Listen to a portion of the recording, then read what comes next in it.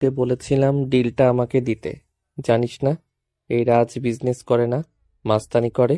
কথাটা বলেই সামনে দাঁড়িয়ে থাকা শাহিদ নামের লোকের বুকে গুলি করে দেয়। শাহিদ ছিটকে পড়ে নদীর পানির উপরে। রাজের লোকেরা লাশটাকে আরো দূরে ভাসিয়ে দেয়। রাজের লোক আশিক এসে বলে, স্যার কি করবো এখন? আমি আমার কাজে যাচ্ছি, তোরা এদিকে দেখ।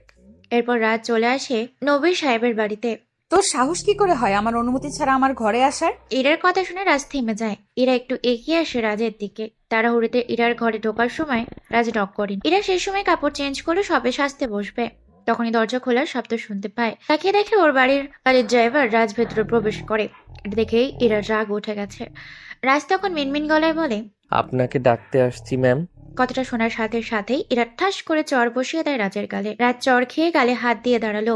ইরা রেগে বলে, বেয়াদব, মুখে মুখে আবার তর্ক করিস? সরি ম্যাডাম, আমার ভুল হয়ে গেছে। আচ্ছা, এখন থেকে বেরিয়ে যা, গাড়ির সামনে যা, আমি আসছি। আচ্ছা ম্যাডাম। আর একটা কথা মনে রাখবি, আমার ঘরে আর কখনো আসবি না আমাকে না জানিয়ে। কখন কি চুরি করে নিয়ে যাবি কে জানে, যত সব ছোট লোক কোথাকার। রাজ কথাটা শুনে মুচকি আসে, কারণ রাজ জানে ইরার ঘরে যা আছে তার নিজের ঘরে এর থেকেও অনেক বেশি দামি জিনিস পড়ে আছে। রাজ বাঁকা হাসতে থাকে। তখনই ইরা বলে, কিরে, বের হচ্ছিস না কেন? তাড়াতাড়ি এই ঘর থেকে বের হ, তোর মুখ দেখলেও রাগ লাগে। বাবা, শুধু শুধু আহামক একটা ড্রাইভার ধরিয়ে দিয়েছে। যাচ্ছি ম্যাডাম। এই বলে রাজ ইরার রুম থেকে বের হয়ে গাড়ির দিকে চলে যায়। গাড়ির সাথে হেলান দিয়ে ইরাদের বাড়ির দিকে তাকিয়ে রাজ একটা হালকা তাচ্ছিলের হাসি দিল। একটু পর ইরা আসে গাড়ির কাছে। রাজকে অন্যমনস্ক দেখেই বলে, ওই ছোট লোকের বাচ্চা, তাড়াতাড়ি চল, কলেজের দেরি হয়ে যাচ্ছে। দরজা খোল বেয়াদব। রাজ চমকে তাড়াতাড়ি গাড়ির দরজা খুলে দেয়। 30 মিনিট গাড়ি চালানোর পর রাজেরা ইরার কলেজে এসে পৌঁছায়। এরা গাড়ি থেকে নেমে কলেজের ভেতর চলে যায়। রাজ মনে মনে বলে, যাক বাবা, বাঁচা গেল, নিজের মহারানী মনে করে। রাজ গাড়ির সামনে দাঁড়িয়ে আছে। সে ইরাদের বাড়ির গাড়ির ড্রাইভার। ইরার বাবা বিরাট বড় বিজনেস করে। নবীর আহমেদের একমাত্র মেয়ে ইরা আহমেদ তার গাড়ির ড্রাইভার। সে রাজ গাড়িতে উঠবে তখন সে যেন পেছন থেকে রাজকে ডাকে, এই যে রাজ স্যার, আপনি এখানে কি করছেন? ভার্সিটিতে আপনি হঠাৎ? রাজ পেছন দিকে ঘুরে তাকায়। মিস্টার জামিনকে দেখে সে কিছুটা চমকে ওঠে। যদিও ইরার সাথে নেই, তাই তাড়াতাড়ি রাজ বলে, ও আপনি, এই তো এখানে আসলাম একটু দরকারে। আপনি এখানে কি করেন? আমি আমার মেয়েকে ভর্তি করাতে এলাম, কিন্তু আপনার গায়ে এমন পোশাক কেন স্যার? এমনি একটা কাজের জন্য এসেছি তো। আচ্ছা ভর্তি করান। জি স্যার। ও আমাদের অফিসের কি খবর? শুনলাম এইবার নাকি অনেক লস হয়েছে, কিন্তু কেন? বাবা কি করছে? জানি না স্যার, তো ভেতরের খবর। আচ্ছা কালকে একটা মিটিং ডাকবেন সকাল 10টায়, বাবাকে জানাবেন, আমি আসবো। Okay sir. আচ্ছা তাহলে এখন যান, আমি বিকালে অফিসে আসছি। রাজের কথা শুনে জামিন ভেতরে চলে যায়। জামিন রাজের কোম্পানির সুপারভাইজার হিসেবে কাজ করে। রাজ গাড়িতে উঠতে যাবে তখনই রাজ দেখে ইরা ম্যাডাম আসছে। এত তাড়াতাড়ি চলে আসলেন যে ম্যাম? তাতে তোর কি? ভালো লাগছে না? দরজা খোল। কি রে ছোট লোকের বাচ্চা, তুই দরজা খুলছিস না কেন? এই তো খুলছি। রাজ দরজা খুলে দেয়। এরা গাড়িতে বসে রাজও এসে বসবে। এরা তখন বলে, সামনের পার্কে নিয়ে চল। ম্যাডাম আপনি ক্লাস করেন নাই যে? বললাম না আমার ইচ্ছা। তাতে তোর বাপের কি, ছোট লোকের বাচ্চা? তুই গাড়ি চালা। রাজ আর কিছু না বলে গাড়ি চালাতে শুরু করে। কিছুক্ষণ পর পার্কের সামনে এসে রাজ দেখে জীবন বসে আছে। মনে হয় আজ ইরার সাথে ব্রেকআপ করবে জীবন। কি এত জরুরি তলব পড়লো তোমার? আই অ্যাম সরি, আমি তোমার সাথে আর রিলেশন রাখতে পারবো না। কেন? তোমাকে অন্য একজন খুব ভালোবাসে, আর যদি আমি তোমার সাথে রিলেশন রাখি তাহলে আমরা পথে বসে যাব, আমার প্রাণটা চলে যাবে। কে এসে আর কেনই বা পথে বসে যাবে? তোমরা প্রাণও যাবে কেন? আমি এর থেকে বেশি কিছু বলতে পারবো না, শুধু শুনে রাখো তোমার সাথে রিলেশন রাখার জন্য আমাকে বারবার হুমকি দেওয়া হচ্ছে। ভালো থাকো। এই বলে জীবন চলে যায় দ্রুত। এরা জীবনকে ভালোবাসে অনেক। এভাবে ক্লাসে থাকাকালীন জীবনের ফোন পেয়ে সে দৌড়ে আসে এখানে। আর এসেই এমন কিছু শুনবে ভাবেনি। ইন্না কান্না করে দেয়। কিছু সময় কান্নার পর কান্না করতে করতে গাড়ির কাছে চলে আসে। গাড়িটা বাড়ির দিকে নিয়ে চলো রাজ। আচ্ছা ম্যাম। রাজ মনে মনে বলে, জীবনকে হালকা ডোজে কাবু করতে পেরেছি, না হলে তাদের পথে বসতে হতো। ইরা ম্যাম, কেমন লাগলো ডোজ? গাড়ি চালাতে শুরু করে। কিছুক্ষণ পর বাসায় চলে আসে ওরা। ইরা তার ঘরে চলে যায়। রাজও তার ডিউটি শেষ করে নিজের বাসার দিকে যেতে থাকে। এমন সময় জীবন কল করে। Hello sir. জি, কোনো চিন্তা করবেন না, কন্ট্রাক্টটা তোমরাই পাবে। ধন্যবাদ স্যার।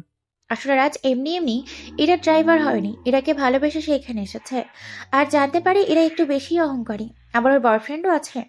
কাল দুপুরে রাজ দেখেছিল তার ভালোবাসা মানে ইরার জীবনের সাথে বেঁধে গেছে। এরপর রাজ তার বন্ধু মেহেদিকে কল করে। হ্যাঁ দোস্ত, দোস্ত, আমার একজনের বায়োডাটা লাগবে। বল কার লাগবে? জীবন শেখ নামের একজন। দেখ, তোর ইমেইলে তার ছবি পাঠিয়েছি। ওকে, দেখছি। 30 মিনিট পর কল করছি। আচ্ছা।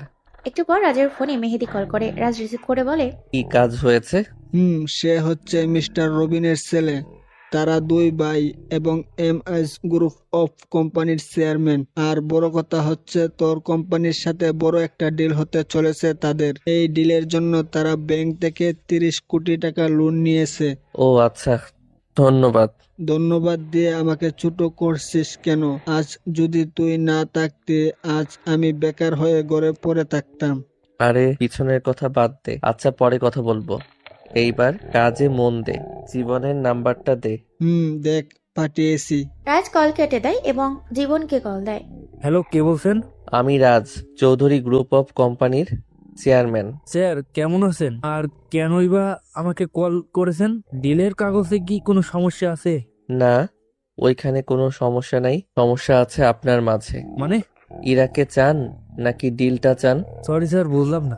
কালকে যদি আপনি ইরার সাথে ব্রেকআপ করে নেন তবে পরশুর মধ্যে ডিলটা ডান হয়ে যাবে। কিন্তু কেন স্যার?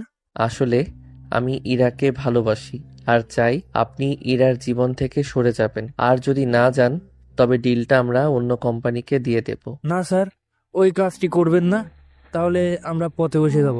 তাহলে ইরাকে ভুলে যান, না হলে অন্য পথও দেখতে পারি। হুমকিতে কাজ না হলে আমার গ্যাংকে বলে তুলে এনে আপনাকে জামাই আদর করি, কি বলেন? না স্যার, যা বলবেন হয়ে যাবে। এরপর জীবন আজ ইরার সাথে ব্রেকআপ করে দিয়েছে।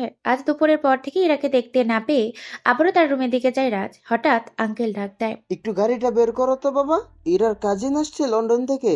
ও আচ্ছা। রাজ গাড়ি বের করে এয়ারপোর্টে যায়, সাথে ইরার বাবাও আছে। ওখানে গিয়ে রাজাকে দেখে একটি মেয়ে আসছে। তাকে দেখে রাজ পুরো অবাক। এ তো রিয়া, ও এখানে কেন? ইরার কাছে রিয়া। তখন হঠাৎ রিয়া ইরার বাবার সামনে রাজকে যা বলে উঠলো তা শুনে আঙ্কেল তো পুরো অবাক।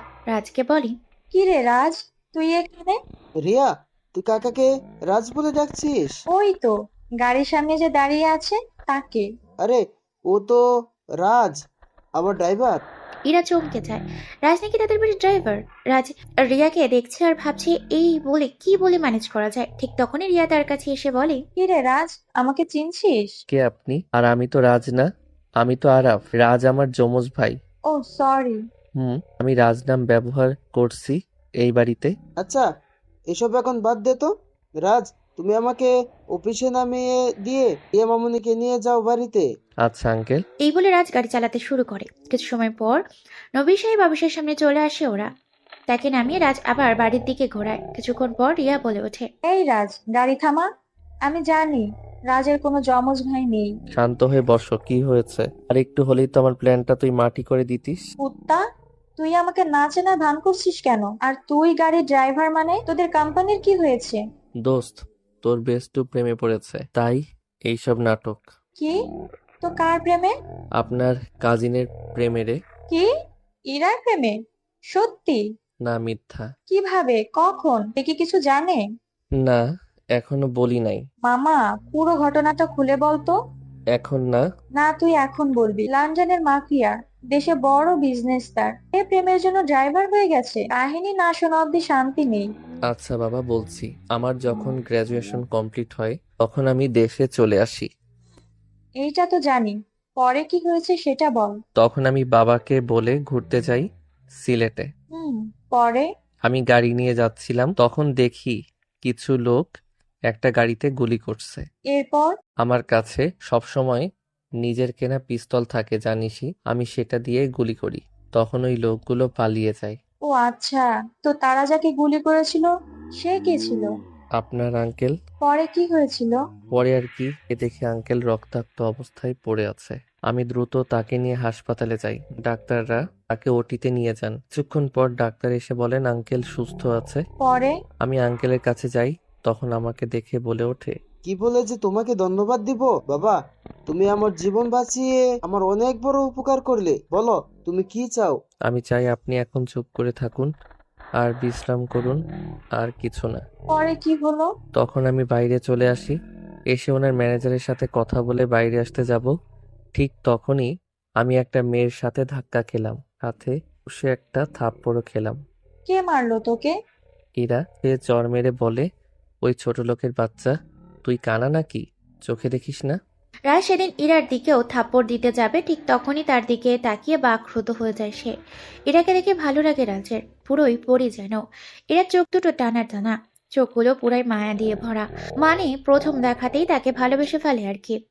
এরপর তুই আর কিছু বলেছিলি? না রে, এ যে আমাকে কখন বকে চলে গেছে আমি জানি না। আমার হুঁশ ফেরে একটা বাচ্চার কান্না শুনে। তখন কি তুই জানতি ইরাই যে আঙ্কেলের মেয়ে? না, আমি হাসপাতাল পুরোটা খুঁজলাম আর পেলাম না তাকে, তাই আমি হাসপাতাল থেকে বের হয়ে বাড়িতে চলে আসি। তো তুই জানলি কি করে ইরা যে এখানে থাকে? তখনও জানতাম না। একদিন হঠাৎ ইরাকে শপিং মলে দেখতে পাই, সে গাড়ি নিয়ে শপিং মল থেকে চলে যাচ্ছিল। তারপর আমি তাকে ফলো করি। আর তখন তুই তার পিছন পিছন চলে আসিস আঙ্কেলের বাসায়, ঠিক বলেছি না? হুম, একদম ঠিক। পরে আমার বন্ধু মেহেদিকে কল করে বলি এই বাড়ির মালিকের সমস্ত তথ্য আমাকে দিতে। ও কিছুক্ষণ পর সব তথ্য দেয়। সব শুনে আমি তো পুরোই অবাক। এ তো নবী সাহেবের মেয়ে, মানে আমি যাকে ওই দিন বাঁচিয়েছিলাম। আরো জানতে পারি এনার সাথে আমার আব্বুর খুব ভালো খাতির। যখন এত ভালো খাতির, তাহলে তো তোর বাবাকে বলে বিয়ে করে ফেলতে পারতি। হুম, সেটা অবশ্য পারতাম, কিন্তু সত্যিকারের ভালোবাসাটা হয়তো পেতাম না। ও, তো পরে এই ড্রাইভারের চাকরি কি করে পেলি? একদিন আঙ্কেলের সাথে দেখা করতে বাড়িতে যাই। আঙ্কেলের সাথে নিচে বসে গল্প করছিলাম। একটু পর দেখি ওপর থেকে ইরা নামছে। তাকে তখন পুরোই পরীর মতো দেখাচ্ছিল, শাড়ি পরা ছিল, বলতে গেলে পুরোই সেই লাগছিল তাকে। আমি তো দেখে আবার ক্রাশ খেলাম। থাক থাক, আর বলতে হবে না। আমি জানি ইরা কতটা সুন্দর। এইসব বাদ দিয়ে তুই ড্রাইভার হলি কিভাবে সেটা বল। আমি তো তাকে দেখেই বাকরুদ্ধ হয়ে গেলাম, আমার হুঁশ ফেরে ইরার চিৎকারে। ইরা তখন রাজকে দেখে তার বাবাকে বলে, বাবা, এই ছোট লোকের বাচ্চাকে ভেতরে নিয়ে আসছি কে? কেন, কি হয়েছে? ওই দিন যে ছেলেটা আমাকে ধাক্কা দিয়েছিল হসপিটালে, এটা এই ছেলেটা। আচ্ছা, আমি বুঝতে পেরেছি। তুই এখন উপরে যা, আমি এটার একটা ব্যবস্থা নিচ্ছি। আচ্ছা বাবা। এরপর সে চলে যায় ভেতরে। ইরা চলে যায়, আঙ্কেল রাজের দিকে তাকিয়ে বলে, তো বাবা, তুমি এত ব্যস্ত ছিলে কিসের জন্য? আমাকে দেখতে আসোনি? না মানে আঙ্কেল, একটা চাকরি খুঁজছিলাম আর কি। তো চাকরি টাকরি পেয়েছো? না আঙ্কেল, চাকরির জন্য তো টাকা লাগে, পরিচিত তেমন কেউ নেই, তাই হয়নি। ও আচ্ছা, তো তুমি কি কাজ পারো? সব কাজই পারি। গাড়ি চালাতে পারো? এছাড়া কোনো ভালো ব্যবস্থা করতে পারবো না। জি আঙ্কেল। তবে কাল থেকে চলে এসো কোথায়? কাজে। তুমি আমার মেয়ের গাড়ি চালাবে। এরপর থেকে রাজ ইরার বাড়ির ড্রাইভার। রিয়া সব শুনে হাসতে থাকে। রিয়াকে রাজ সব বুঝিয়ে দেয় যেন কাউকে কিছু না বলে। রিয়া এটাতে রাজি। ওরা ইরাদের বাড়িতে চলে এসেছে। বাসায় এসে রাজ দেখে ইরা বাইরে দাঁড়িয়ে আছে। রাজ গাড়ি থেকে নামতেই ইরা দ্রুত এসে রাজের গালে ঠাস ঠাস করে দুটো থাপ্পড় বসিয়ে দিয়ে বলে, এই ছোট লোকের বাচ্চা, তুই এত দেরি করলি কেন আসতে? এয়ারপোর্ট থেকে আসতে এতক্ষণ লাগে নাকি? না মানে ম্যাডাম, রাস্তায় অনেক জ্যাম তো, তাই। রাজ কথা শেষ না হতেই আরো দুটো থাপ্পড় পড়ে তার গালে। রাজ চুপচাপ দাঁড়িয়ে আছে। তুই আমার মুখে মুখে তর্ক করিস, বেয়াদব। তখনই রিয়া বলে ওঠে, ইরা, তুই এইভাবে ওকে মারছিস কেন? না আপু, তুমি এসব বুঝবে না। ও একটা বেয়াদব, সব সময় আমাকে লুকিয়ে রাখে, ঘুরঘুর করে আমার পেছনে, ভাবে আমি বুঝি না। আচ্ছা, বুঝলাম না, কিন্তু তুই আর কখনো যদি ওকে মারিস তাহলে তোর খবর আছে। কেন আপু? ওকে মারলে তোমার সমস্যা কি? সমস্যা যেটাই হোক, তোকে যা বলছি তাই করবি। আচ্ছা আপু, তুমি যা বলবে তাই হবে। আর এখন ভেতরে চলো। রিয়া তার ব্যাগগুলো গাড়ি থেকে নামাতে যাবে, তখনই ইরা বলে ওঠে, ওই ছোট লোকের বাচ্চা, আপুর ব্যাগ ভেতরে নিয়ে রাখ। আচ্ছা ম্যাডাম। রাজ রিয়ার ব্যাগগুলো ভেতরে নিয়ে যায়। রিয়া তখন জানায় আজ রাতে ওরা ঘুরতে যাবে, তাই ওই দিন রাজ আর বাসায় যায় না। সন্ধ্যার সময় রাজ রিয়াকে ডাকতে যায়, কয়টার দিকে ঘুরতে যাবে। কিরে, কয়টার সময় ঘুরতে যাবি? ও হ্যাঁ, আমার তো মনে ছিল না। তুই দাঁড়া, আমি রেডি হয়ে আসি। আর হ্যাঁ, আজকেই কিন্তু তোর ফার্স্ট ডেটিং। মানে? মানে তোকে বুঝতে হবে না আর। তুই গিয়ে ইরাকে ডেকে আন। আচ্ছা মামা, যাচ্ছি। এই বলে রাজ চলে আসে ইরার রুমে। দরজা খোলা ছিল, তাই সোজা তার রুমে চলে যায়। রাজ ইরার রুমে গিয়ে দেখে ইরা আজ খুব সুন্দর করে সেজেছে। রাজ অপলক দৃষ্টিতে তাকিয়ে থাকে তার দিকে। সে একটা শাড়ি পরেছে, খয়েরি কালারের সাথে ম্যাচিং ব্লাউজ, হালকা মেকআপে দেখতে জাস্ট ভালো লাগছে। রাজ কতক্ষণ ইরার দিকে তাকিয়েছিল তা বলতে পারি না। তার হুঁশ ফিরে ইরার ডাকে। কিরে, এভাবে কি দেখছিস? তোমাকে? কি বললি বেয়াদব? না ম্যাডাম, কই কিছু বলিনি তো। না, তুই আমাকে তুমি করে বলছিস কেন? এমন সময় রিয়া এসে ইরাকে থামায়। ইরা, তুই থামবি? সারাদিন কি পেয়েছিস? হ্যাঁ, যখনই দেখছি তুই রাজের সাথে ঝগড়া করছিস। আপু, এই রাজটাকে? সরি, ভুলে রাজ বলে ফেলেছি। আসলে এর নাম তো রিয়াজ, তাই রাজ বললাম। যাই হোক, তুই রাজের সাথে আর খারাপ ব্যবহার করবি না, বুঝেছিস? ও আমাদের বাড়ির চাকর, আমি ওর সাথে যা খুশি করব, তাতে তোমার কি? প্রথমত সে তোর থেকে অনেক বড়, আর আর কি আপু, বলো। রাজ পরিস্থিতি দেখে রিয়াকে বলে ওঠে। রিয়া ম্যাডাম, চলেন, দেরি হয়ে যাচ্ছে তো। আচ্ছা চল তাহলে। রাজ নিচে গিয়ে গাড়ির সামনে চলে যায়। ইরা আসছে, রাজ তার দিকে তাকিয়ে আছে। তার কাছে মনে হচ্ছে ওপর থেকে পরি নামছে। তখনই রিয়া রাজের কানের কাছে এসে বলল। শুধু ভাবিকে দেখলে হবে, আমাদের দিকেও তাকাতে হবে তো নাকি? ধুর, তুই না। হয়েছে হয়েছে, আর লজ্জা পেতে হবে না, এবার চল। রাজ গাড়িতে উঠে বসেছে, রিয়া আর ইরা পিছনে বসেছে। রাজ গাড়ি চালাচ্ছে। কিছুক্ষণ পর রাজ রিয়াকে জিজ্ঞেস করলো। রিয়া ম্যাডাম, কই যাবেন এখন? আচ্ছা, শপিং মলে চল। আর হ্যাঁ, তোকে আমার সমবয়সী মনে হচ্ছে, আমাকে তুই করে ডাকবি। আচ্ছা। রাজ একটা জিনিস খেয়াল করলো, ইরা কেন জানি চুপচাপ বসে আছে। এই সময় কোথা থেকে একটা বুলেট এসে গাড়ির চাকায় লাগে এবং গাড়িটা পুরোপুরি উল্টে যায়। রাজ তার বন্দুকটা নিয়ে কোনো রকমে গাড়ি থেকে বের হয়ে রাজ কাউকে দেখা যাচ্ছে না, গাড়িতে বোম মেরেছে। রাজ পিস্তল তুলে হাওয়ায় গুলি করে। সামনে থেকে দুটো গাড়ি দ্রুত সরে যায়। তারপরে তিনটে গাড়ি আসে। সেখান থেকে নামে রাজের বডিগার্ডরা। রাজ তার বডিগার্ডদের সবসময় তার আশেপাশেই রাখে। রাজ তাদের সাহায্য নিয়ে ইরা রিয়াকে গাড়ির নিচ থেকে বের করে। ইরার মাথা অনেকখানি কেটে গেছে আর অনেক রক্ত পড়ছে। অন্যদিকে রিয়ার অবস্থাও খুব খারাপ। তাড়াতাড়ি রাজ তাদের নিয়ে হাসপাতালে যায়। রাজ দেখে তার মাথা ফেটে রক্ত পড়ছে। সে হাসপাতালে অজ্ঞান হয়ে যায়। যখন রাজের জ্ঞান ফেরে সে দেখতে পায় সে তার নিজের বাড়িতে, পাশে ওর মা বসে আছে। আম্মু, আমি কোথায়? তুই বাসায়, আর তুই 3 দিন অজ্ঞান অবস্থায় ছিলি। তোর অ্যাক্সিডেন্ট তোকে এখানে এনেছে। কারা হামলা করছিল তোর উপর? জানি না।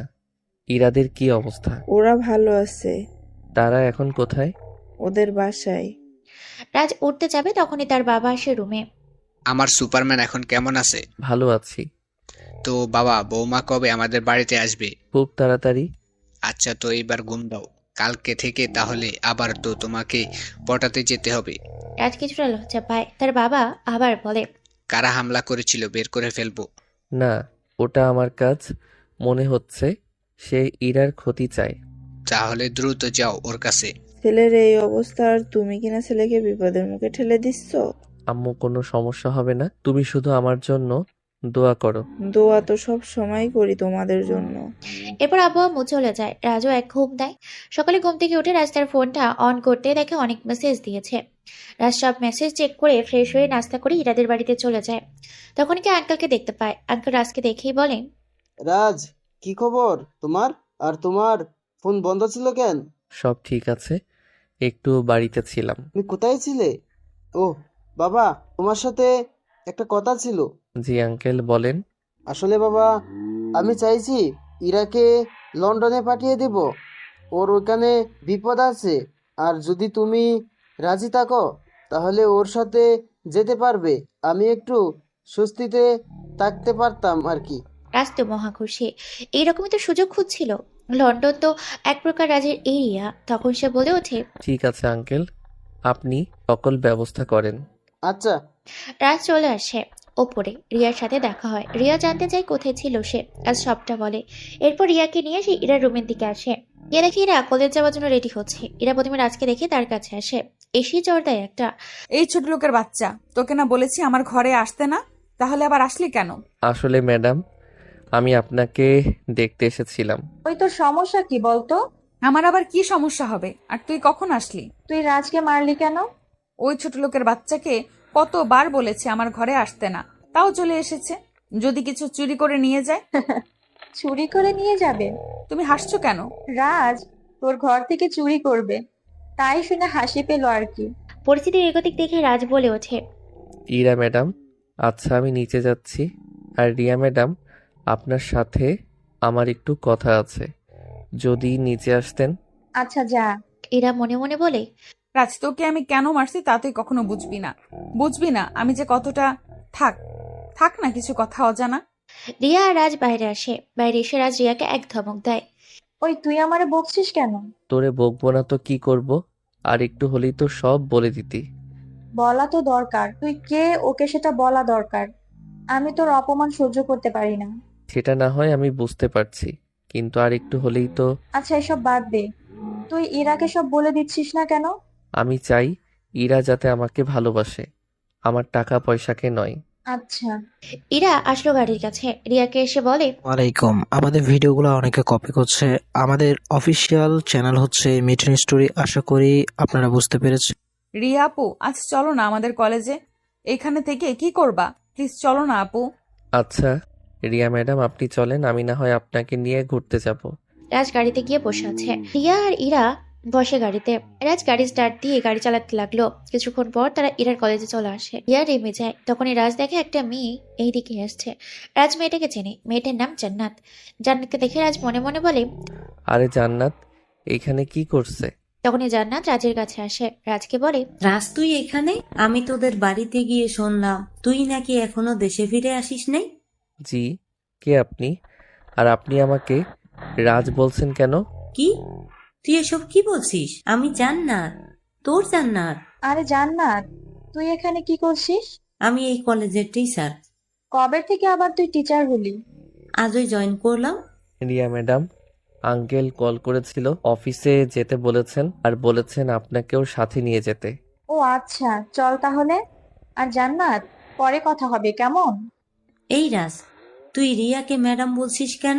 এরা কিছুই বুঝতে পারছে না। সে একটু পরপর এক এক দিকে তাকাচ্ছে। সে তো কিছুই বুঝতে পারছে না। এর এই অবস্থা দেখে রাজের প্রচুর হাসি পাচ্ছে। সে খুব কষ্টে তার হাসি আটকে রাখলো। আরে ও রাজ হতে যাবে কেন?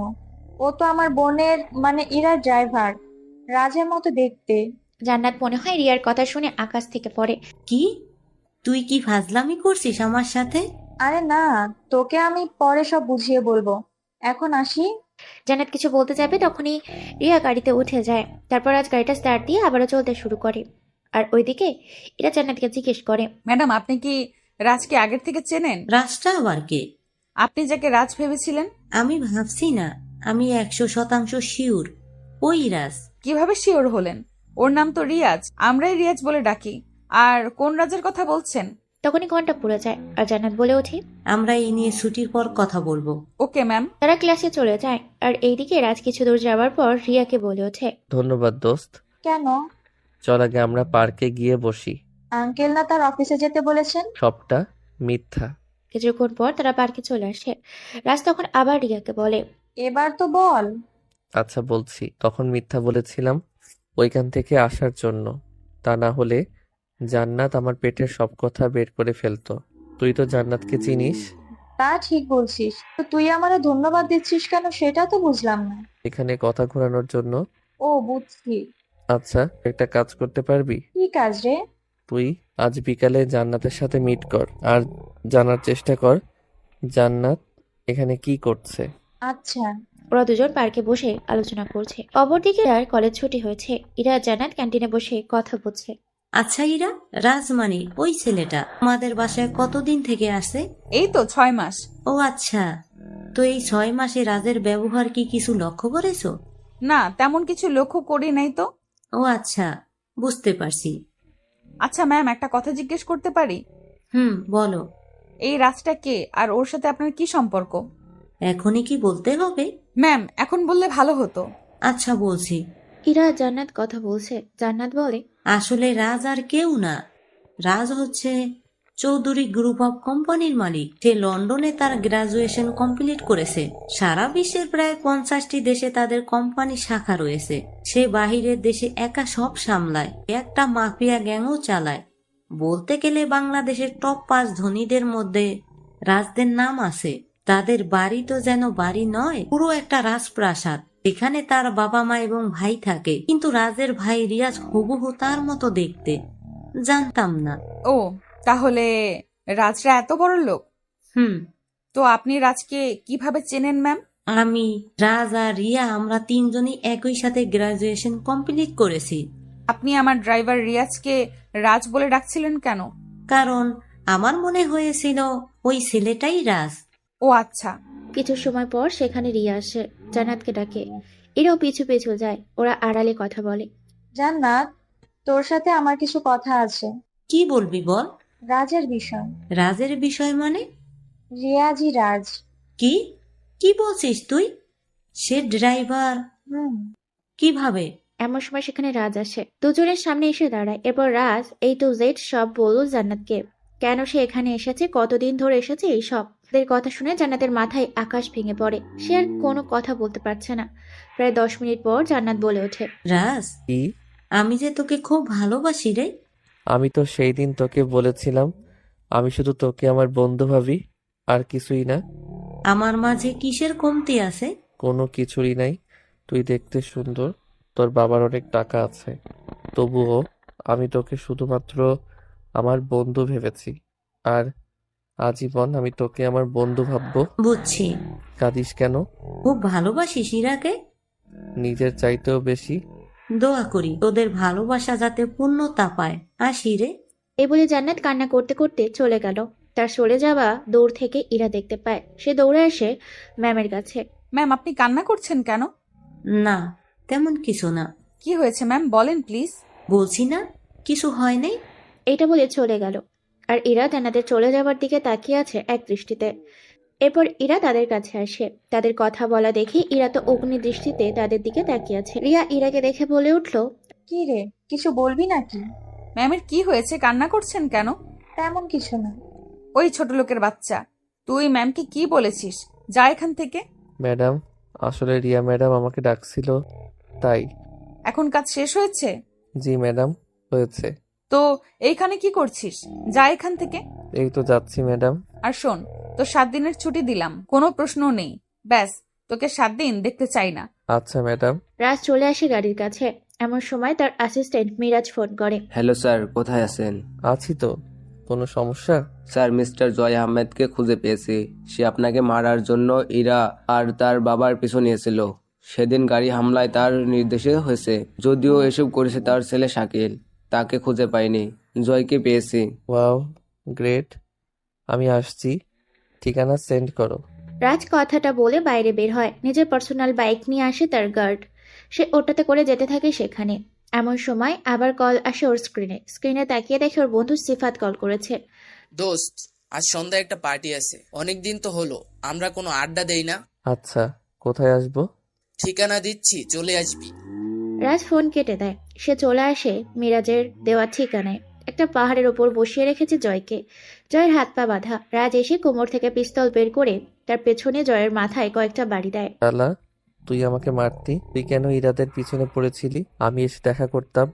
বল, কি সমস্যা তোর?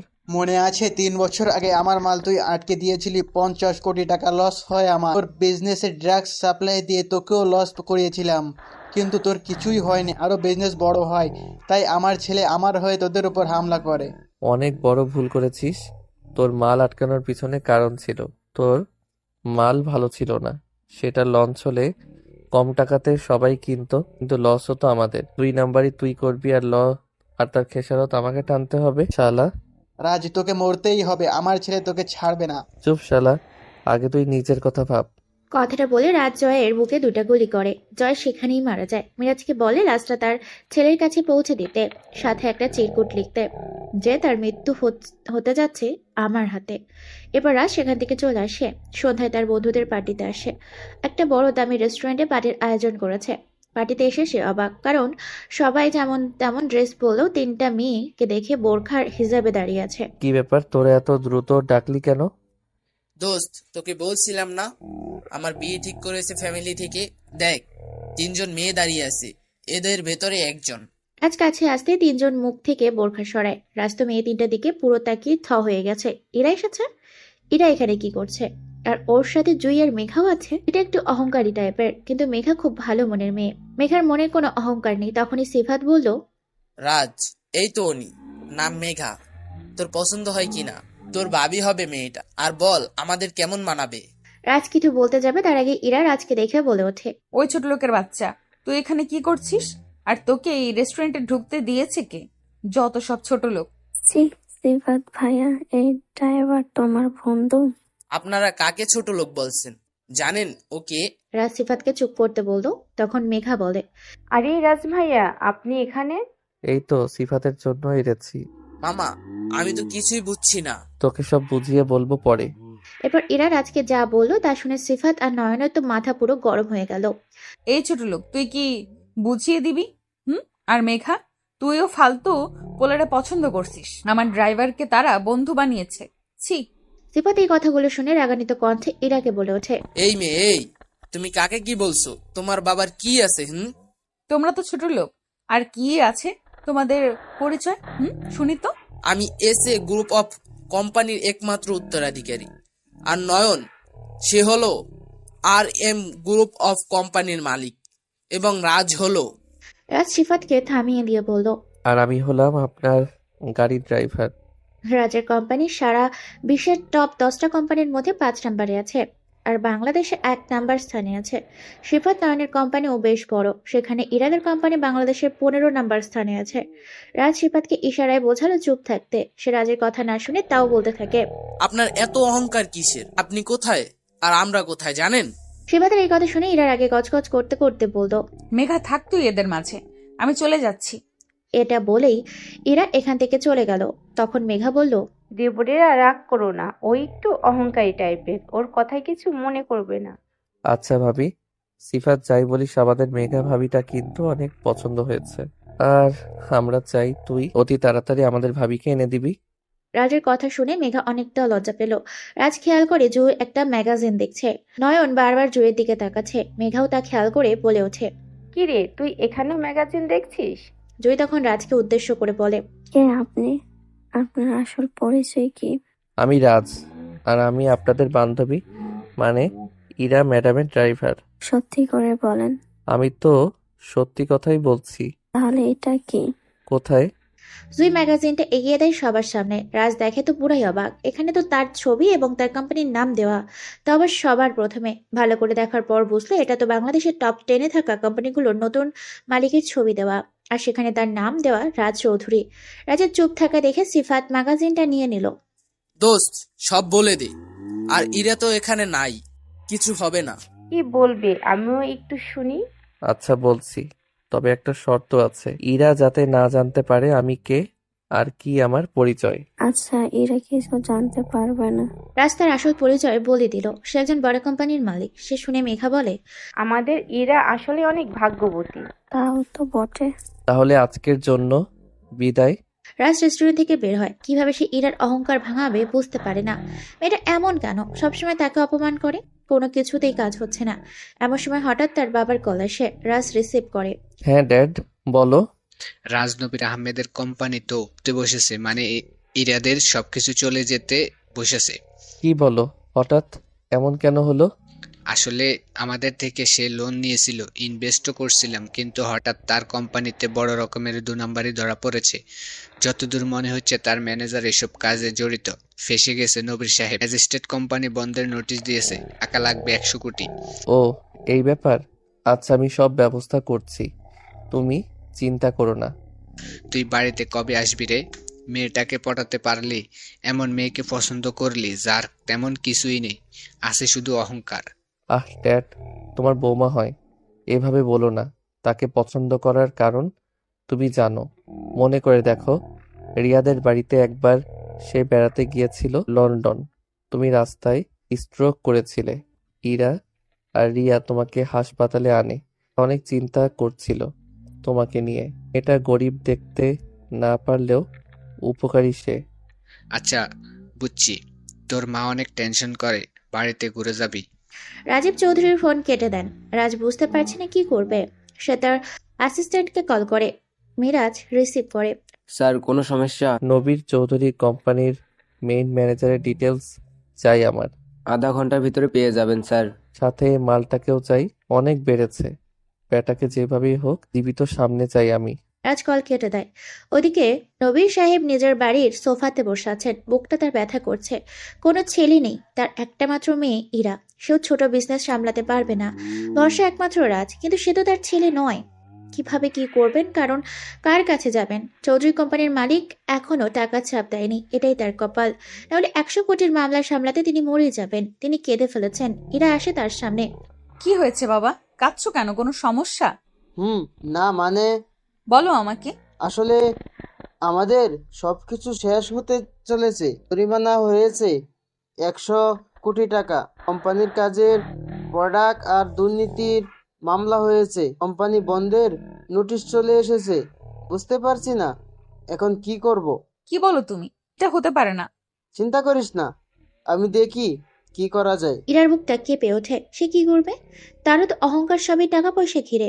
সে যেন চোখের সামনে তার গরিব পরিস্থিতি টের পেতে শুরু করেছে। নবী সাহেব সোফাতে হালান দিয়ে চোখ বন্ধ করে নিয়েছেন। ইরার খুব খারাপ লাগছে। এমন সময় মনে পড়ে রাজের কথা। আচ্ছা, রাজ কি সত্যি বড় কেউ? রাজ চেয়ারে বসে আছে। সামনের টেবিলে পড়ে আছে টাকা, পিস্তল আর অনেকগুলো ফাইল।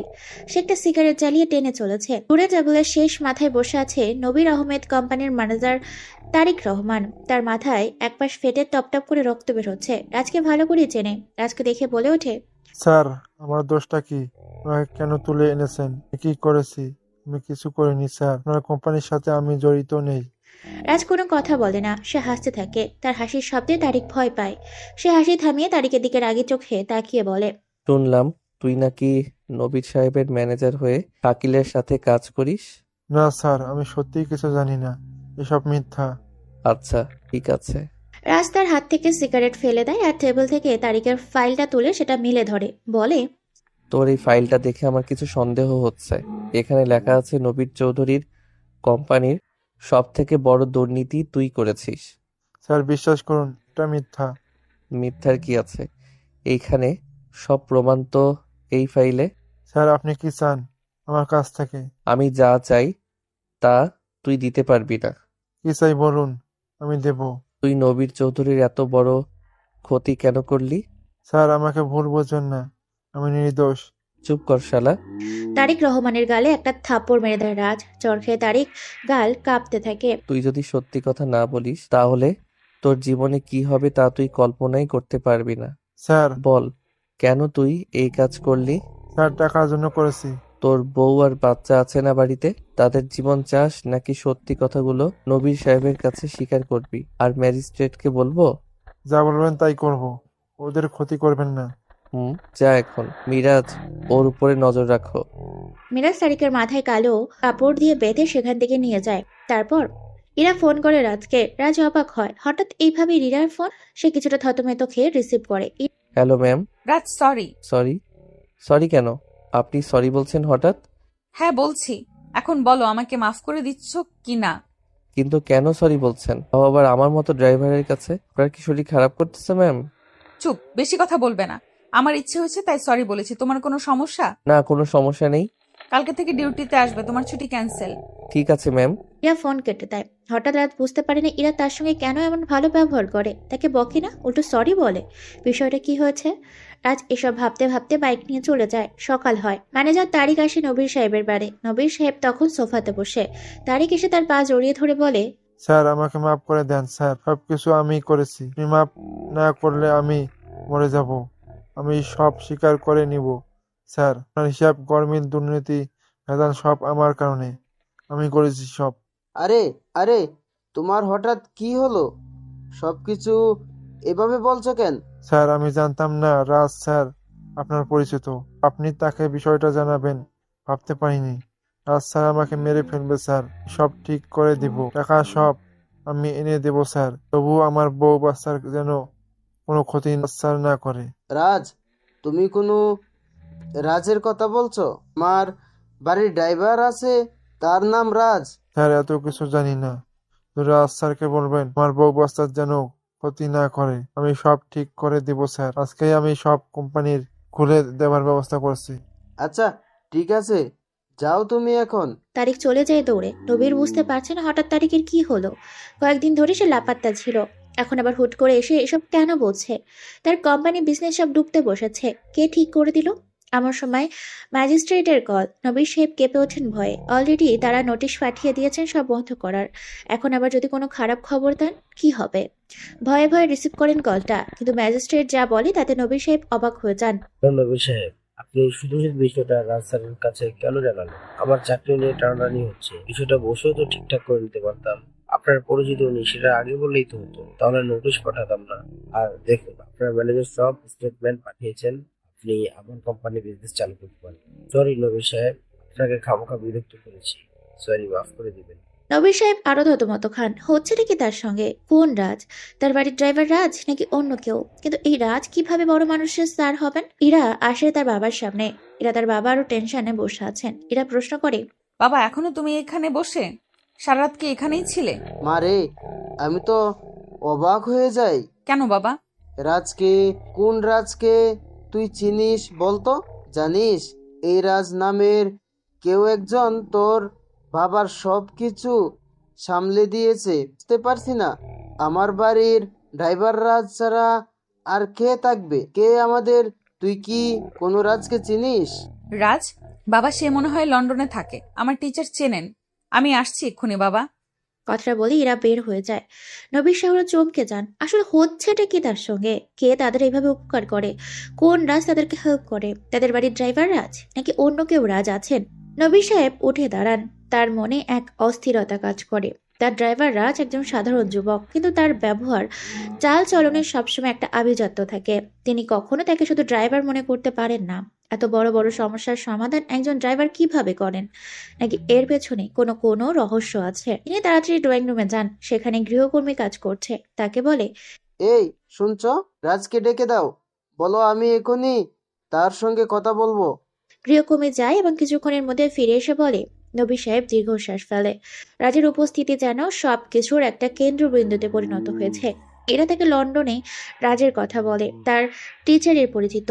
তাহলে কি সেই রাজই সবকিছু করছে? কিন্তু নবী সাহেব তো সেই রাজকে চেনে না। অচেনা কেউ কেন তার জন্য এত বড় উপকার করবেন? নবী সাহেব চিন্তা করতে থাকে, তার ড্রাইভার রাজের সঙ্গে এই ঘটনা কি কোনোভাবে সম্পর্ক আছে, নাকি এটা সম্পূর্ণ ভিন্ন কোনো ঘটনা? যদি তার ড্রাইভার রাজই হয়, তবে রাজ কেন লুকিয়ে আছে সবার কাছে? কেন পরিচয় দেয় না? হঠাৎ মনে পড়ে তার ড্রাইভার রাজের চোখ দুটো খুব তীক্ষ্ণ। তার কথাবার্তা সবসময় যেন পরিমাপ করা থাকে, সাধারণ মানুষের মতো নয়। নবী সাহেব সবাতে থপ করে বসে পড়েন। মনে মনে বলেন, রাজ, তুমি কে? ওইদিকে ইরা দ্রুত বাইরে যায়। তার মাথায় লন্ডনের রাজের কথা ঘোরে। রাজ নামের সঙ্গে কোনো একটা যোগসূত্র তো আছে।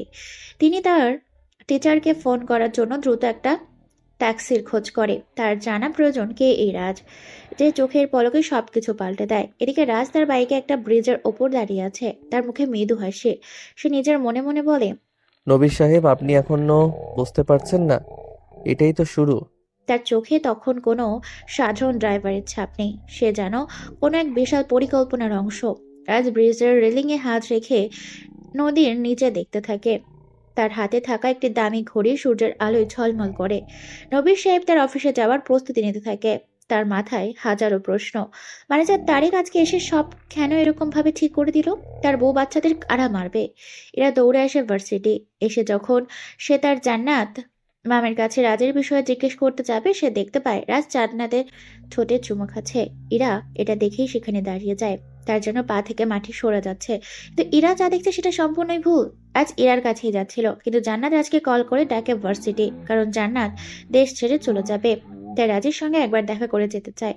এর জন্য রাজ জান্নাতের ভার্সিটি আসে। রাজ এসে জান্নাতের সঙ্গে দেখা করে যখন চলে যাবে, তখন জান্নাতের চোখে কিছু যেন পড়ে। আর তখনই জান্নাত রাজকে বলে সেটা দেখতে। রাজ কাছে এসে জান্নাতের চোখ দেখছিল। তখনই ইরা আসে দরজার কাছে। আর ইরা মনে করে রাজ জান্নাতকে কিস করছে। এটা একটা দেখে শকড। চোখে দেখার শেষে রাজ যখন সোজা হয়, দেখতে পায় ইরা দাঁড়িয়ে আছে। ইরা চোখে মুখে রাগে লাল হয়ে গেছে। রাজ ইরাকে বলে, আরে ইরা ম্যাম, আপনি এখানে? রাজ ইরার কাছে যায়। ইরা এক দৃষ্টিতে তাকিয়ে আছে রাজের দিকে। ইরা রাজের গালে একটা চড় মেরে দিল। রেগে বলে, ছি রাজ, তোকে আমি ভালো মনে করেছিলাম। আমি জানতাম তুই রাজ গ্রুপ অফ কোম্পানির মালিক। সেদিন রেস্টুরেন্ট থেকে চলে আসার পর আমি আমার পার্টস ভুলে যাই। সেটা আনতে আমি সেখানে আবার ফিরে যাই। গিয়ে তখন সব কথা শুনি। আমি ভুল ছিলাম। তুমি যে আমাকে ভালোবাসো সেটা আমি জানতাম, আর আমিও ভালোবাসি। এতদিন ইচ্ছে করে তোমার সাথে এমন করেছি, কিন্তু তুমি আজ আমার সামনে আমার টিচারকে কিস করলে। কখনো ভাবতে পারিনি তুমি এইভাবে ঠকাবে। আরে এসব কি বলছেন আপনি? আমি কোনো রাজ না, আসল রাজ না। আর আপনি ভালোবাসেন আমাকে, মজা করেন আমার সাথে। এতদিন বাসলেন না, যখন জানলেন আমি বড়লোক, টাকা আছে, তখনই ছুটে আসলেন আমার কাছে। এর আগে সব ঢং ছিল। আপনি আসলে আমাকে নয়, আমার টাকাকে চিনেছেন। আমি আপনাকে ভালোবাসি নিঃস্বার্থভাবে, আর আপনি সেটা কখনো বোঝেননি। এখন আবার ভুলটাও বোঝেন। দারুণ তো। আপনার ভালোবাসাতেই তো অনেক বড় সমস্যা আছে। এভাবে বলতে পারলে রাজ তুমি? হ্যাঁ, আমি মানছি আমি দোষ করেছি, তাই বলে এইভাবে টাকার কথা শোনালে? বেশ, আজকের পর থেকে আমি কখনো তোমার সামনে আসবো না। ঠিক আছে, তবে শুনে রাখুন, আমার জাস্ট বন্ধু জান্নাত, তার চোখে কিছু পড়েছিল, তাই সেটা ঠিক করে দিচ্ছিলাম। সব সময় নিজের মতো ভেবেছেন, আমি আসলে ভুল ছিলাম। ভুল মানুষকে ভালোবেসেছি, যা আপনি যোগ্য নন। ইরা কেঁদে ফেলে রাজের এমন কথা শুনে। ইরা সেখানে দাঁড়ালো না, সে দৌড়ে চলে যায় সেখান থেকে। রাজ চুপচাপ দাঁড়িয়ে আছে। জান্নাত আসে রাজের পাশে। এ কি করলি? ইরা তো এখন তোকে বোঝে, তাহলে তাকে ফিরিয়ে দিলি কেন? জান্নাত, ইরা আমাকে ভালোবাসে, সেটা অসময়ে এসে প্রকাশ করে। ওর ভালোবাসাটা এখন প্রয়োজন নেই আমার। থাকো তো, গেলাম আমি। রাজও চলে যায় সেখান থেকে। এরা মন খারাপ করে বাড়িতে আসে, দেখতে পায় সবকিছু ঠিক আছে। তার বাবা অনেক খুশি, তার কোম্পানি ঠিক হয়ে গেছে। কিন্তু তার বাবা খুঁজে বেড়াচ্ছে এই রাজটাকে, তার পরিচয় কি। আজ বিকেলে রাজ এসেছে নবীর সাহেবের বাড়িতে। নবীর সাহেব খুশিতে একটা পার্টি দিয়েছে। রাজ এক কোণায় দাঁড়িয়ে আছে, রিয়া আশেপাশে, আরো কিছু মেয়েরাও আসে। তারা রাজকে চেনে, কারণ রাজের ছবি এখন অনেক জায়গাতে ছড়িয়ে গেছে। রাজকে দেখে একটা মেয়ে বলে ওঠে, হ্যালো রাজ স্যার, আপনাকে আমি চিনি, আমার সাথে কি ড্যান্স করবেন? ড্যান্স? না, আমি পারি না। কেন সে ডান্স করবে? আর কাউকে পাচ্ছ না? যাও এখান থেকে, কারোর সাথে ডান্স করবে না। আর এই যে রাজ, তুমি কেন এই পার্টিতে? তোকে সেজে গুজে কে আসতে বলেছে? ছোট লোকের মতো করে আসবি? খুব শখ না এভাবে সেজে এসে মেয়েদের সাথে ফ্লার্ট করার? হুট করে ইরা এসে এতগুলো কথা বলে আবার চলে যায়। রাজ আর রিয়া দুজনেই বোকার মতো দাঁড়িয়ে থাকে। এটা কি হলো? রিয়া বলে, ইউটিউবে গিয়ে মিঠুন স্টোরি লিখে সার্চ দিলেই আমাদের মিঠুন স্টোরি চ্যানেলটি পেয়ে যাবেন, কারণ এখানে আমরা আশিক প্রিয়াঙ্কার কণ্ঠে নতুন নতুন ভিডিও আপলোড করে থাকি। তাই আশিক প্রিয়াঙ্কার কণ্ঠে গল্প শুনতে ইউটিউবে গিয়ে সার্চ দিন মিঠুন স্টোরি, লিখে পেয়ে যাবেন অসংখ্য নতুন নতুন গল্প। ধন্যবাদ সবাইকে। কি ব্যাপার, ইরা আজ তোর সাথে এমন ব্যবহার করলো কেন? ইরা জানে আমি কে, আর জানার পর সে বলেছে আমাকে ভালোবাসে, আর আমি না করে দেই। চেয়েছিলাম আমাকে সে ড্রাইভার হিসেবে ভালোবাসুক, কিন্তু ওর কাছে তো সবসময় ছোট লোকই থাকি। ও, এই ব্যাপার। কোনো হেল্প লাগবে? আপাতত না, থাক, আমি বের হব এখন, ভালো লাগছে না। কথাটা বলে রাজ বের হয়। নবী সাহেব তাকে দূর থেকে দেখে। তিনি রাজের দিকে এগিয়ে যেতে চান, কিন্তু রাজ তার আগে দ্রুত বেরিয়ে যায়। নবী সাহেব বুঝতে পারে না রাজ কেন এমন করে।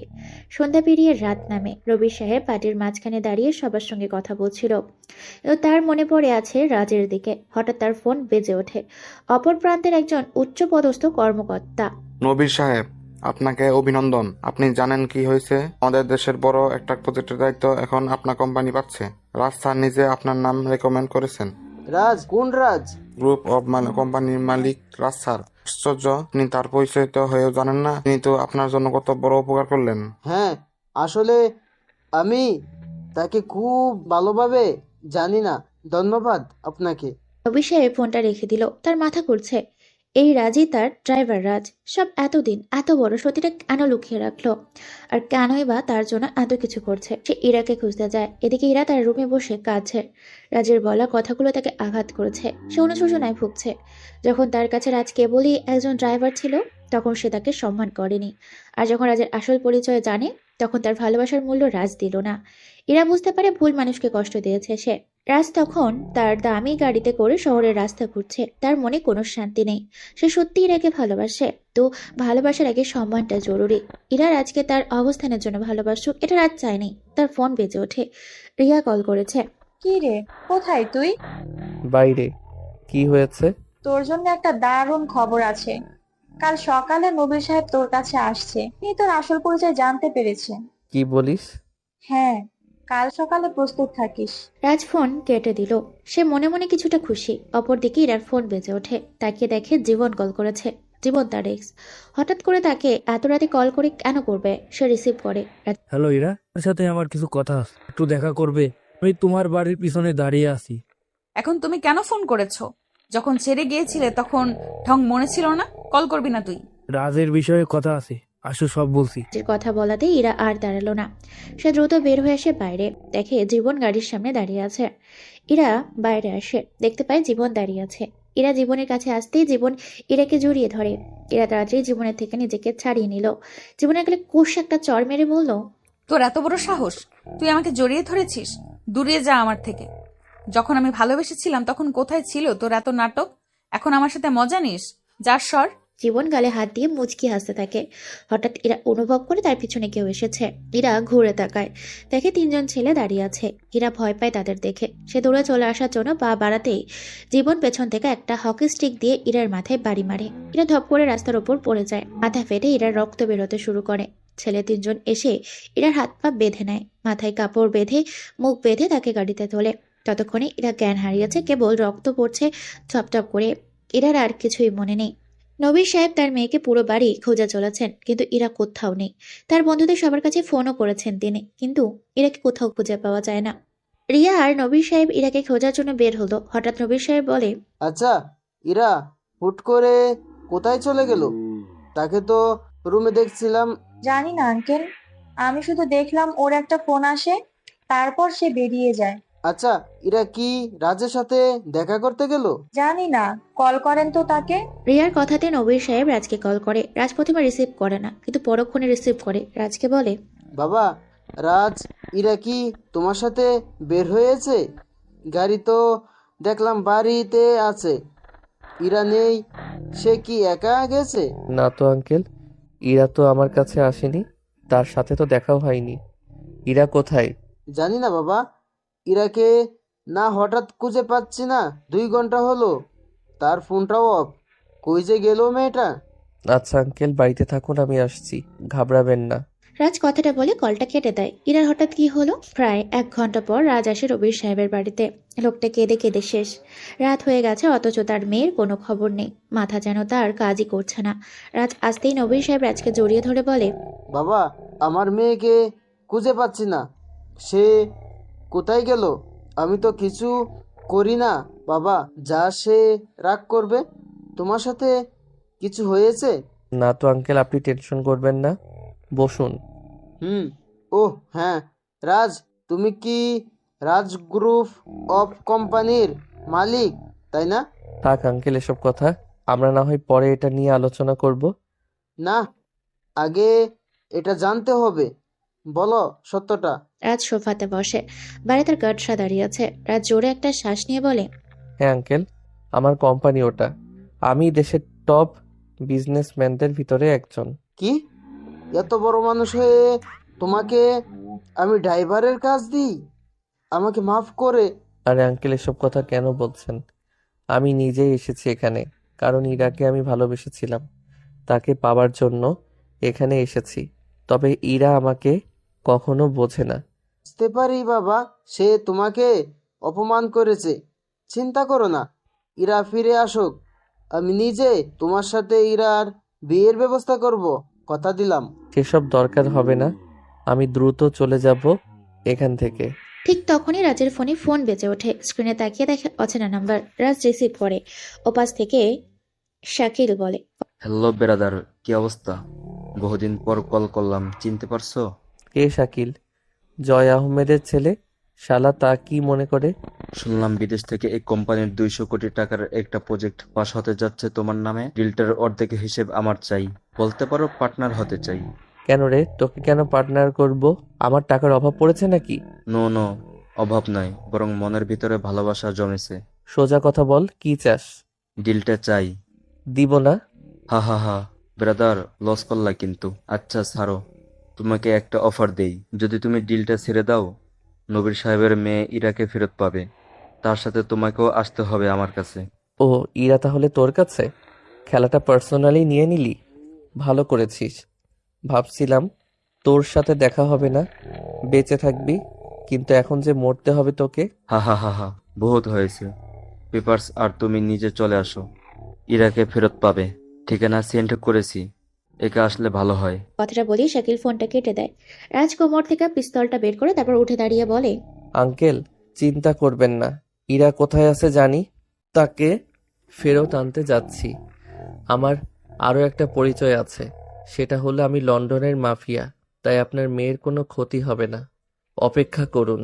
কথাটা বলেই রাজ দ্রুত বেরিয়ে যায়। নবীর সাহেব যেন স্বস্তি পেলেন। রাজকে ভরসা সে করতেই পারে, তার বাড়ির ড্রাইভার সে এত বড় ক্ষমতার অধিকারী, সেটা জেনে তিনি অবাক হয়েছে। তবে তার মনে এখন একটাই চিন্তা, তার মেয়ে যেন নিরাপদভাবে ফিরে আসে। রাজ তার গাড়িতে উঠে, তার চোখে দুইটা এখন স্থির, গাড়ির গতির বাইরে দিল সে। শাকিলকে সে বহু আগে থেকেই চেনে, লন্ডনের ব্যবসায়িক প্রতিবন্ধী সে, বাংলাদেশে এসেও শাকিল তাকে ছাড়ছে না। আর এখন তার ভালোবাসার মানুষকে তুলে নিয়ে গেছে। রাজের মাথায় এখন কেবল প্রতিশোধের আগুন জ্বলছে। আজ তার মোবাইল ফোনে মিরাজকে কল করে।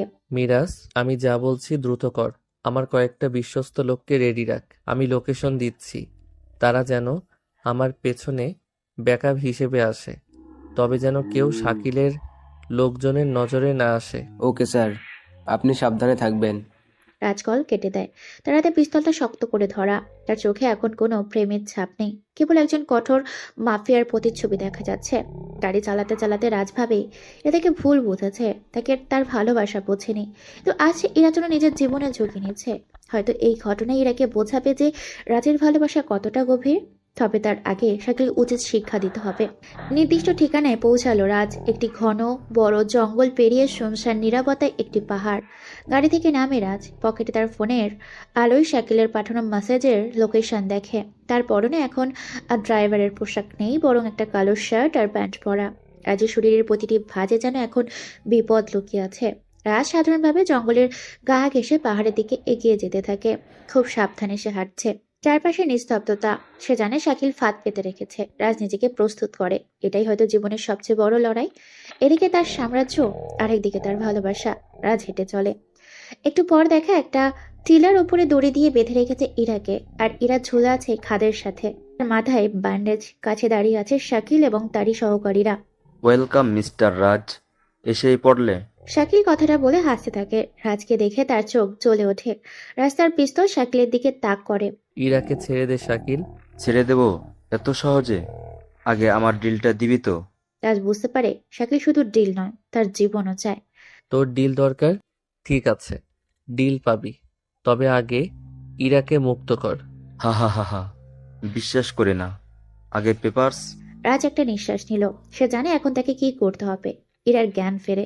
সে দেখতে পায় পাহাড়ের কিনারে সে ঝুলে আছে, হাত পা দড়ি দিয়ে বাঁধা।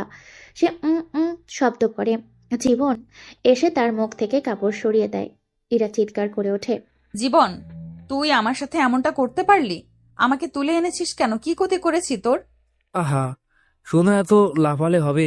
দাড়ি ছিঁড়ে গেলে নিচে পড়ে মরবি। এদিকে তাকাও একটু। ছেড়ে দে, আমি বাড়ি যাব। ছেড়ে দিলে শোনা তুমি উপরে যাবে। তার আগে শোনো, সেদিন যে বেকআপ করি রাজের জন্য, তোদের বাড়িতে যে ড্রাইভার থাকে সে কি জানিস? এ লন্ডনের মাফিয়া ও বিজনেসম্যান। সে তোকে ভালোবাসে, এখানে এসেছে তোর জন্য।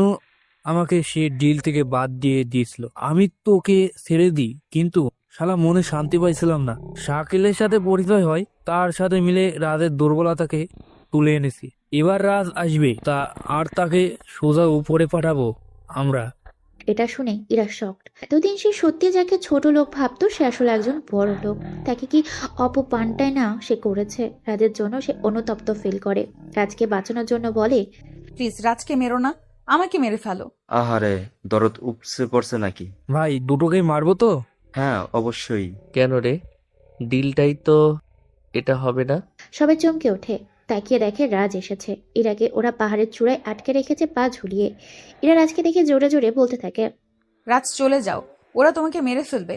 এখানে ওরা তোমাকে মারার জন্য ডেকেছে, প্লিজ চলে যাও। মরতে তো আসি, আমি যাকে ভালোবাসি প্রয়োজনে তার অপমান পাই। এই জীবন রেখে আর কি হবে বলো?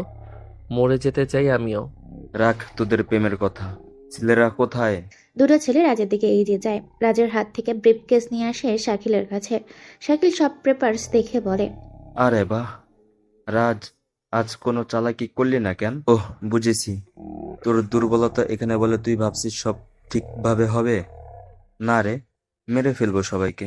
কথাটা বলেই পেছন থেকে 3জন ছেলে এসে রাজকে স্টিক দিয়ে মারতে থাকে। অনেক মারে রাজকে। রাজ পড়ে যায়। শাকিল এসে রাজের হাতে ছুরি ঢুকিয়ে দিয়ে হাসতে থাকে। কিরে, খেলা তো জমলো না। পিছন থেকে মারলি কেন?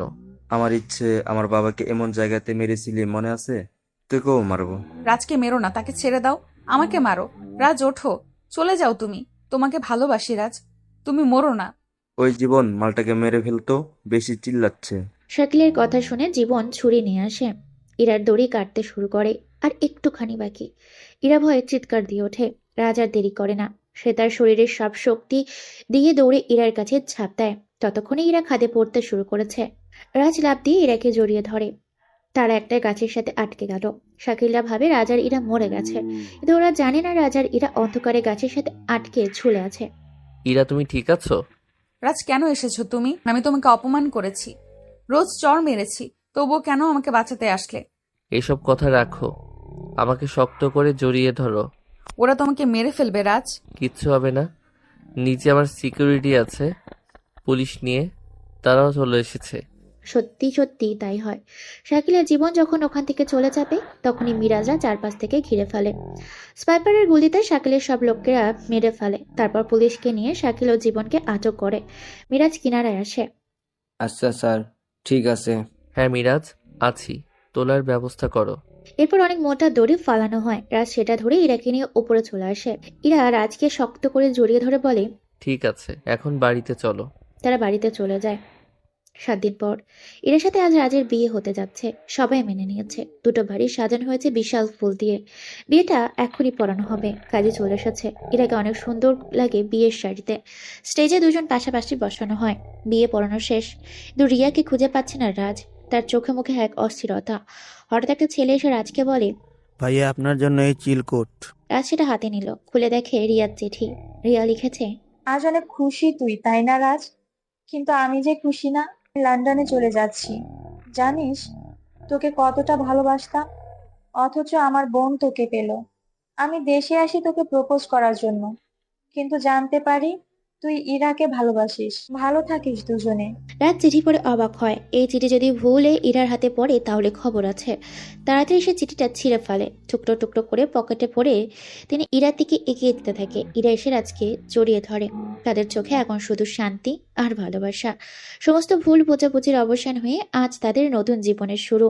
নবীর সাহেব দূর থেকে দাঁড়িয়ে তাদের দেখে। তার চোখে আনন্দের জল। তার ড্রাইভার আজ তার জামাই, আর তার মেয়ের জীবন বাঁচানোর নায়ক। রাজ ইরাকে আলতো করে কপাল ছুঁয়ে দিল। ইরা মুচকে আসে। সে জানে এই মানুষটি তার জন্য সবকিছু করতে পারে। সমাপ্ত।